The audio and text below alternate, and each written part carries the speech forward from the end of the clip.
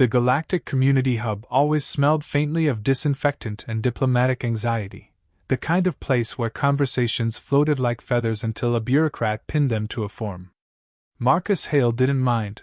After 3 years of raising an alien child, he'd learned to treat every environment as a potential hazard, playground, or dinner table, depending on Tiri's mood. Today, she was in full, curious troublemaker mode, her little feather crown puffed with excitement as she bounced alongside him. Humans were not meant to raise her species. Too impulsive, too emotional, too fond of hugging, but Tiri insisted he was the correct kind of wrong. "Dad, everything here is so shiny," she chirped, poking the holographic directory with her beak-tipped finger. The menu blinked in alarm. "Why is it blinking?" "Because you scared it," Marcus said. "Be gentle with technology. It has enough trauma." Tiri giggled, the small musical trill she made when she was amused and mildly guilty. She was 7 standard years old, which for her species meant old enough to recite philosophical treatises and young enough to cry if someone looked at her funny. Marcus had no biological children. The universe had simply thrown Tiri into his arms one day and assumed he would handle the rest. It turned out he could, poorly, creatively, and with enough protective instinct to terrify most mammals. They were halfway to the interspecies childcare seminar when Tiri's feathers flattened. Marcus recognized the shift instantly: fear. Quiet, sudden, wrong. 3 older alien students stood in the corridor ahead. Taller, heavier, and clearly raised without the burden of parental supervision, they leaned in like predators circling something small. Their carapaces gleamed, their mandibles clicked in cruel amusement, and their body language radiated the kind of confidence possessed only by the young, the stupid, and the politically connected. One of them stepped in Tiri's path. "Feather Runt. What's your human doing with you? Carrying you around like a pet?"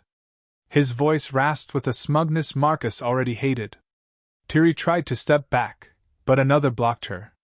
"She shouldn't even be on this level," he sneered. "This is for real species." Marcus felt something old and warm ignite in his ribs. Not anger, parental dread, the universal precursor to violence. Every human caretaker knew the sensation, the moment when the world threatened your child, and your brain quietly started calculating physics. Tiri whispered, so softly only Marcus heard. "Dad, please stop them." He stepped forward, calm as a man choosing a cereal brand. "Hey! Back up." 3 pairs of alien eyes swiveled toward him. One laughed. "This soft creature is her father?" Another tapped Marcus's chest with a clawed finger. "Humans bruise easily, don't they?" Marcus sighed. "You're making assumptions. First, that I bruise easily. Second, that I'm not already annoyed. Third, that I won't do something incredibly stupid to protect a child I love." They laughed harder. The largest one leaned close enough that Marcus could smell the cafeteria's questionable protein cubes on his breath. "What will you do, human? Raise your voice? Call for help?" "No," Marcus said. "I'll do physics." He grabbed the alien's arm, pivoted, and used the creature's momentum against him, slamming him into the wall so fast the impact sensors on the corridor flickered. The second one rushed him, claws out, but Marcus ducked, swept his legs, and sent him crashing to the ground. The third tried to grab Tiri, which was, in retrospect, the worst tactical decision of his short life. Marcus didn't think. His body simply moved. He stepped between Tiri and the alien, planted his feet, and delivered a strike he'd learned in a self-defense class taught by a middle-aged accountant who once broke a mugger's nose with a stapler. It wasn't elegant. It wasn't dignified. But it worked. The alien crashed backward into a display rack with. Marcus didn't think. His body simply moved. He stepped between Tiri and the alien, planted his feet, and delivered a strike he'd learned in a self-defense class taught by a middle-aged accountant who once broke a mugger's nose with a stapler. It wasn't elegant. It wasn't dignified. But it worked. The alien crashed backward into a display rack with a sound like a dropped sack of wet vegetables. Tiri gasped. A nearby information drone recorded everything, its lens zooming in with the digital equivalent of judgment. The corridor fell silent. 3 groaning aliens lay sprawled across the polished floor like abandoned props in a cautionary training video. Marcus exhaled slowly. He hadn't lost his temper. He hadn't yelled. He'd simply intervened. Efficiently. Then he heard a laugh, not mocking, but stunned and melodic. A woman stepped into view. Serena Vale. Diplomatic attaché. Tall, elegantly built, with skin the color of moonlit copper and eyes like bioluminescent ink. Her species moved with such controlled grace they made humans look like they were always mid-accident. Serena studied the scene calmly, her gaze sliding from the groaning aliens to Marcus, then to Tiri, who was still clinging to his leg. "Caretaker hail," she said, her voice smooth but trembling with suppressed amusement. "This is not the seminar I expected." Marcus rubbed the back of his neck. "In my defense, they started it." Serena arched a brow. "Yes. And you ended it. Efficiently. Violently." Her eyes softened as she looked at Tiri. "Are you harmed, little one?" Tiri shook her head and buried her face in Marcus's shirt. "Dad stopped them." Serena looked at Marcus differently then, not like he was dangerous, but like she was trying to understand a new, unpredictable variable. Humans fascinated her species. Humans terrified them too, but in the way one fears a fire that also keeps you warm. "You know this will cause trouble," she murmured. Marcus shrugged. "I'm familiar with trouble." "You know this will cause trouble," she murmured. Marcus shrugged. "I'm familiar with trouble. I raise a 7-year-old. Serena's lips curved. "The parents of these 3 will demand a response. They are influential." "Influential enough to threaten my kid?" Marcus asked. "Unfortunately, yes." He lifted Tiri into his arms, and the child wrapped her feathers around his neck, trembling. The gesture, protective, gentle, intimate, made Serena inhale sharply. Among her people, that kind of closeness was practically a romantic confession. Humans did it casually. Infuriatingly. Bewilderingly. "Whatever comes," Marcus said softly, "I'll handle it." Serena studied him with an expression that hovered between admiration and disbelief. "Humans," she whispered, half to herself. "You love like it's a weapon." "Sometimes," Marcus said. "It is."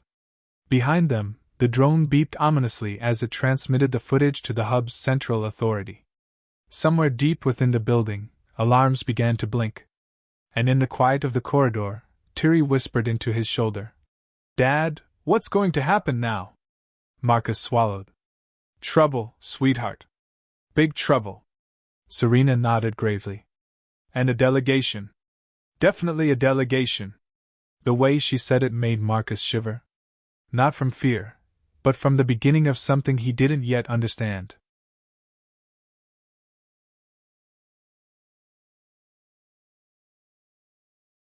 The interrogation chamber was not nearly dramatic enough for the situation.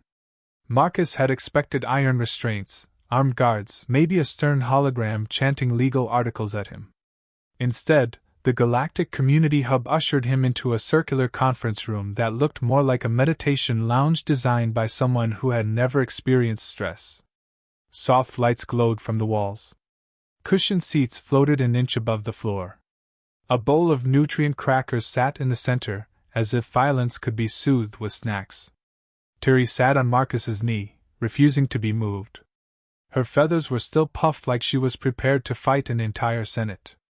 Across from them, a gathering of officials whispered loudly enough to make whispering pointless. Their expressions ranged from horrified fascination to a look commonly associated with someone discovering a new species of particularly clever raccoon. Serena Vale stood at the table's center, her hands folded with diplomatic precision. Her composure was perfect, until she glanced at Marcus. Then something in her face softened, a subtle shift in posture he wouldn't have noticed if he hadn't spent the last 3 years learning to interpret alien body language so he didn't accidentally cause an interstellar incident by sneezing. "Caretaker hail," the presiding official began, adjusting his crystalline monocle. You have been summoned to clarify the events that occurred in Corridor 8. Marcus nodded. I can clarify. 3 kids bullied my daughter. I asked them to stop. They didn't. So I stopped them. The official blinked. By stopped you mean? Yes. All 3? Yes. Simultaneously? Marcus hesitated. 2 simultaneously. The third required follow-up. A ripple of uneasy murmurs spread through the room. Several delegates tapped nervously at their datapads, as if trying to calculate how many gravity-related laws Marcus had broken simply by existing. Serena cleared her throat. If I may, the footage. Serena cleared her throat. If I may, the footage supports his account. The strikes were controlled, proportional, and notably defensive in purpose. Defensive? One of the older bureaucrats scoffed. He launched Technician Tevros's son across a corridor. That's defensive if you're protecting a child, Marcus replied. Serena's gaze snapped to him, her expression unreadable except for the very slight dilation of her luminous pupils. In her culture, that dilation meant approval. Or possibly mild infatuation. Or both. Marcus pretended he didn't notice, because noticing would make him self-conscious, and self-consciousness made him talk too much, and talking too much tended to ignite new diplomatic incidents. Another official leaned in. Mr. Hale, humans are a low-gravity, soft-bodied species, statistically weaker than most hub residents. How did you overpower 3 students of the Caretaker caste? I don't know, Marcus said. Adrenaline. Determination. Years of carrying Tiri's backpack. Tiri perked up. I pack rocks to feel safe.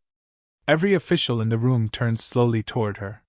Serena stifled a laugh, though her shoulders shook. Regardless, the monocled official continued. The parents of these children have filed a formal grievance. They claim your actions constitute assault. Marcus gestured at Tiri. They frightened her. We sympathize, the official said, clearly lying. But striking political airs. Airs? Marcus groaned. You've got to be kidding me.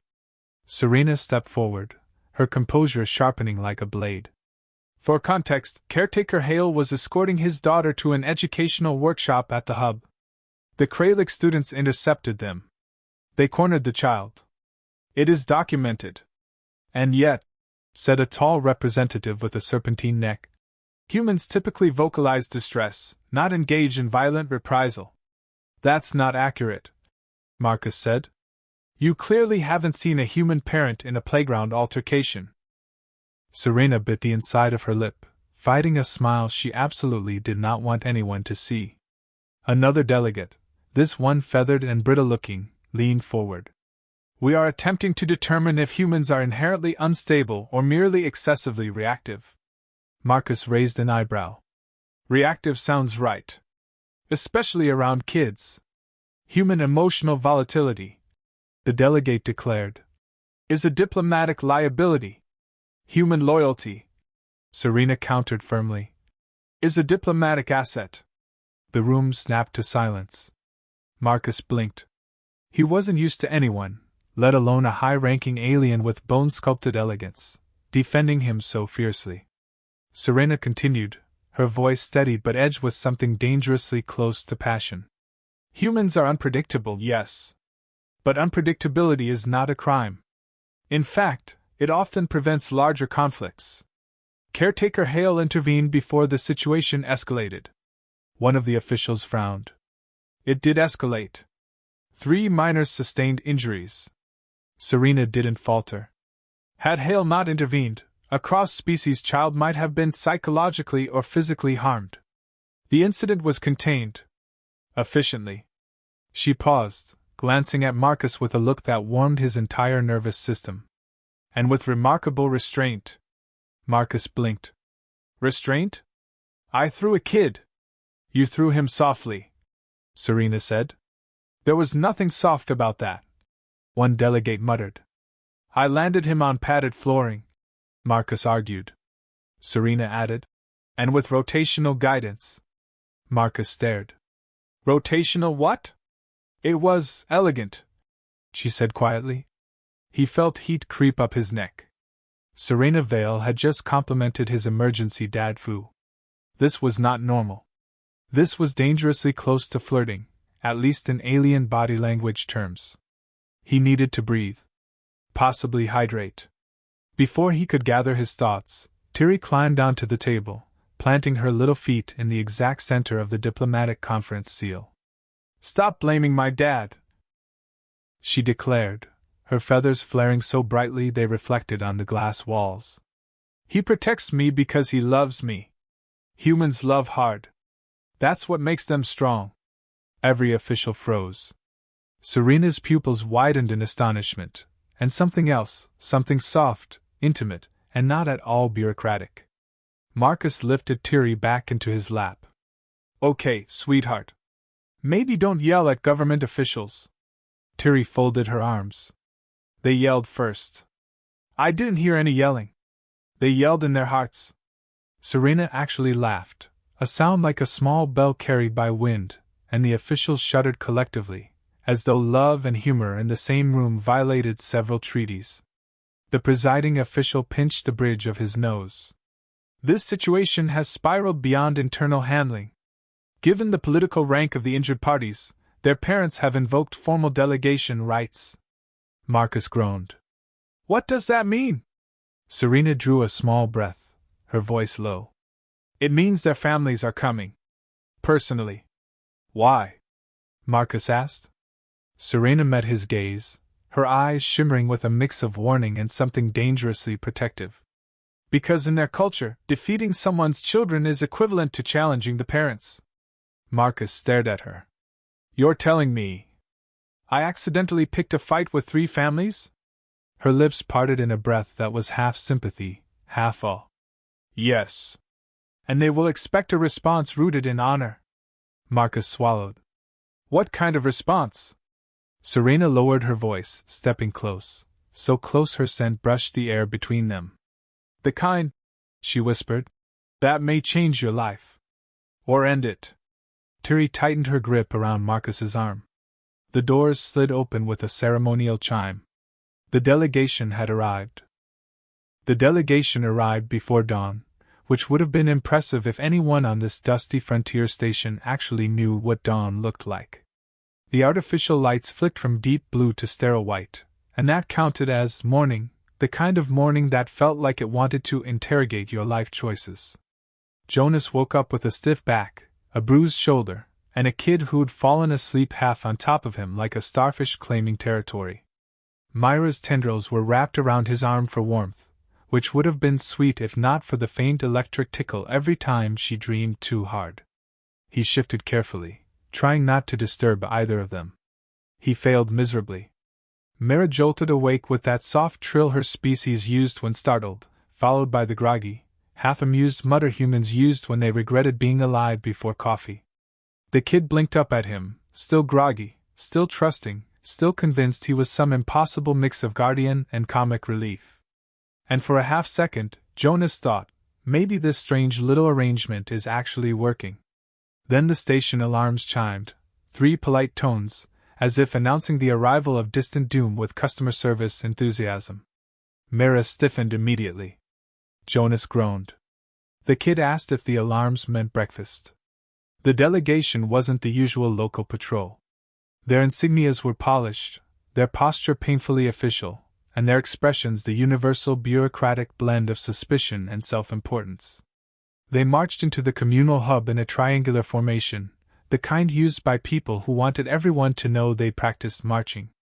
The lead official stepped forward and announced with all the joy of a tax audit that they were here to investigate the human incident.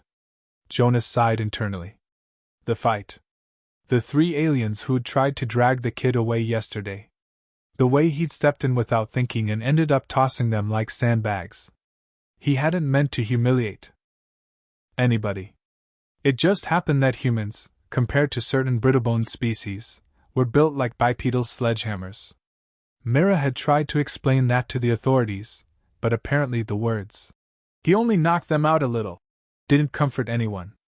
The lead official, a tall, translucent-skinned envoy with the emotional range of a spreadsheet, explained they were performing a socio-risk evaluation. Jonas recognized that term instantly. Bureaucratic translation: is the human going to be a problem? Jonas already knew the answer they wanted, and it wasn't the truth. The truth was that humans became problems precisely when people threatened those they cared about.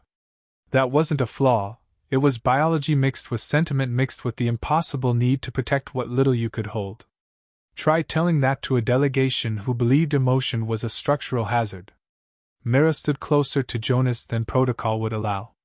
Her species normally kept a respectful distance during official inquiries, an odd dance of politeness and fear. Today she ignored it. Jonas didn't miss the way her tendrils tensed defensively, nor the faint glow of agitation beneath her skin. He wondered if she realized how fiercely protective she looked, how much it made his chest tighten. She didn't seem to care about subtlety anymore. The delegation questioned Jonas first. Why did you intervene? Why use physical force? Why escalate? Why not comply with the abductor's demands to avoid conflict? That question nearly made him laugh. Avoid conflict by letting them take the kid? Right.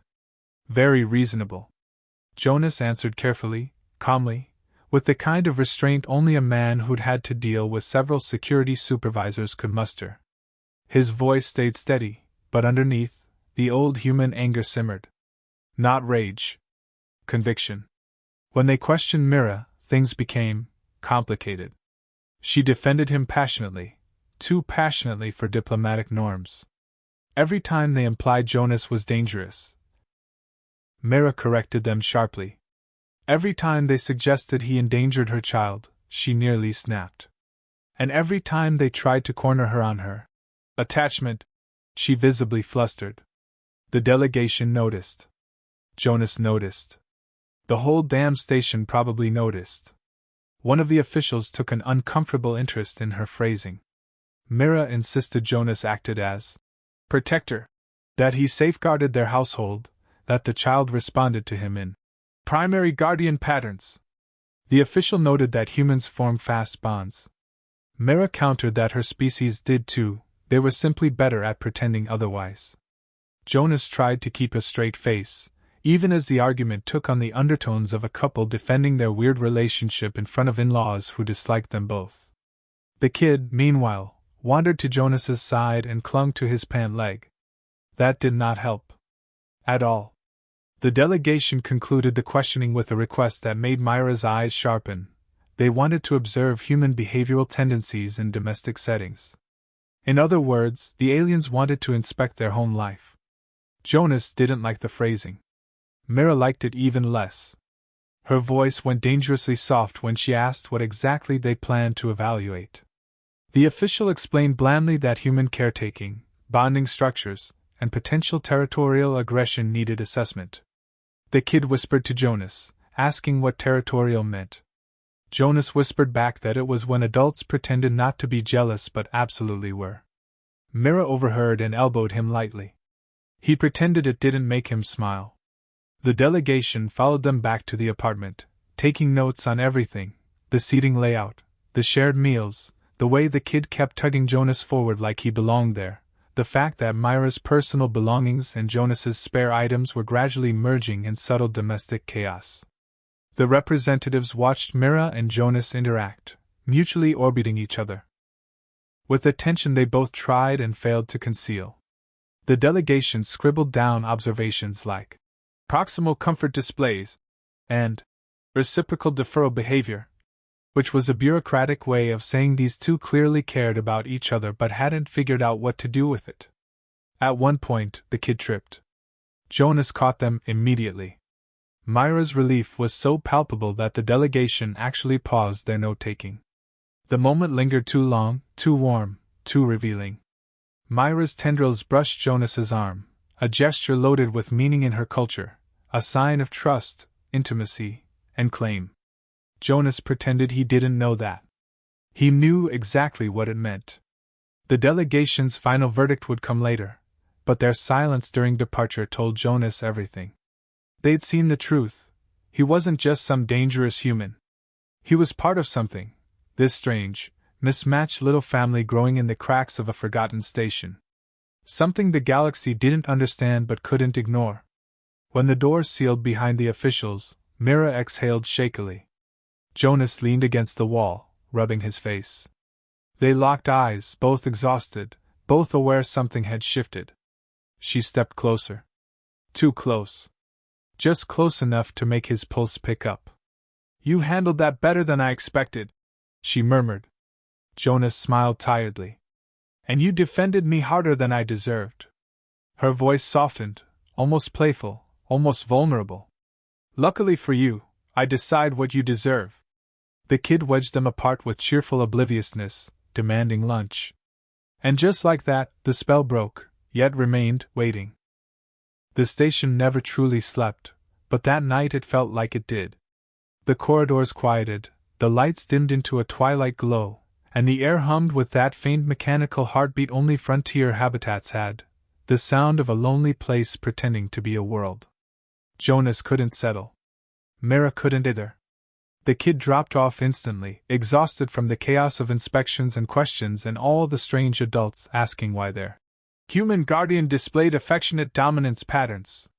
Jonas wasn't sure what that meant, but based on Myra's mortified expression when the official said it, it was something between flattering and wildly inappropriate. When the station sent a message alert that the delegation had reached its verdict, Mira summoned Jonas to the observation deck. It was late, too late for official meetings, which meant she wanted privacy. The stars outside stretched across the viewport like spilled silver dust, and Jonas wondered if she'd chosen the location on purpose. Her people were sentimental about starlight. They believed it revealed intention, like an honest mirror. Mira stood with her arms folded, staring out into the black. Jonas approached quietly, but she heard him anyway, her tendrils shifting in recognition, her voice low and conflicted. "They've decided," she said without turning. "About us. About you." He didn't like that phrasing. "Us?" he asked gently. She inhaled sharply, as if bracing herself. "The delegation believes you already function as a primary caretaker. They cited your protective tendencies." Her cheeks glowed faintly. "Embarrassment. Or warmth. Or both. They said removing you now would cause emotional instability for the child." Jonas blinked. "So, I'm staying?" "Oh yes," she said with a humorless laugh. "You're staying. They practically accused me of irresponsibility for allowing a human to bond without establishing a formal arrangement." Jonas raised an eyebrow. "Formal arrangement?" Mira whirled toward him, flustered. "In my culture, a caretaker bond is only allowed to persist if there is foundational agreement. A shared household pact." She waved her hands awkwardly. "They think we already made one. They're filing it into the station registry as if it's fact." Jonas stared. "Are you telling me we're legally living together?" Her eyes flicked away. "It's more complicated. A shared household pact also implies mutual trust, long-term alignment, emotional synergy." She swallowed. "They think you and I," she gestured between them helplessly, "are compatible." To his surprise, Jonas didn't feel panic. He felt something warmer, something almost amused. "Well," he said slowly, "I wasn't planning to abandon you too." Mira made a small, frustrated noise, the sound of someone who'd expected him to be sensible, not sincere. "You make everything more complicated than necessary. Humans usually do," he said. "It's part of our charm." She shot him a look that was half exasperation, half affection. "Charm is such a dangerous word for your species." He stepped closer, not touching her, just sharing a little of the silence she'd wrapped around herself. She shifted slightly toward him, as if unconsciously drawn into his gravity. "What's really bothering you?" he asked. Her answer came with no theatrics, just quiet honesty. "I didn't expect them to see it. I didn't expect them to understand how easily you care. Or how quickly we—" She trailed off, not quite daring to finish. Jonas understood. He always had. "Things are changing," he said softly. Maybe that's not the worst thing. The kid interrupted them by slamming into the deck's sliding doors and scrambling inside, half asleep and clutching a blanket. Mira stiffened, instinctively stepping back, while Jonas scooped the child up with practiced ease. The kid burrowed into his shoulder and whispered, "Are they sending you away?" Jonas felt something sharp twist inside him. "No," he said gently. "I'm not going anywhere." The child sighed with relief, and Myra's posture softened, guilt and gratitude mingling in the flicker of her bioluminescent markings. Later, with the kid asleep again and the stars still dripping silver against the window, the final complication revealed itself. The delegation wanted a follow-up evaluation, an in-person visit from a family structure specialist. Jonas didn't know if that meant therapist, social worker, or relationship counselor, but the fact Mira refused to explain the term made him deeply suspicious. "What's the problem?" he asked. She rubbed her temples. "The specialist will expect to see cohesion, harmony, and closeness. Very close closeness." "Define closeness," Jonas said, trying not to look hopeful. She glared at him, flustered. "Not that kind of closeness. Emotional closeness." "Ah," Jonas said. "The dangerous kind." Her sigh was long and tired, but not hopeless. "You laugh, but they will be evaluating whether we function as a unit." Her tendrils curled in anxious patterns he hadn't seen before. "We have to appear aligned." Jonas stepped closer again, close enough to make her breath hitch. "Mira," he said quietly, "we are aligned." She held his gaze for a long moment. "You're infuriating," she murmured. "And you're terrible at pretending you don't care." Her tendrils flared with shock and embarrassment. "Humans shouldn't be able to read my emotions so easily." He smiled. "Maybe you're just easier to read than you think."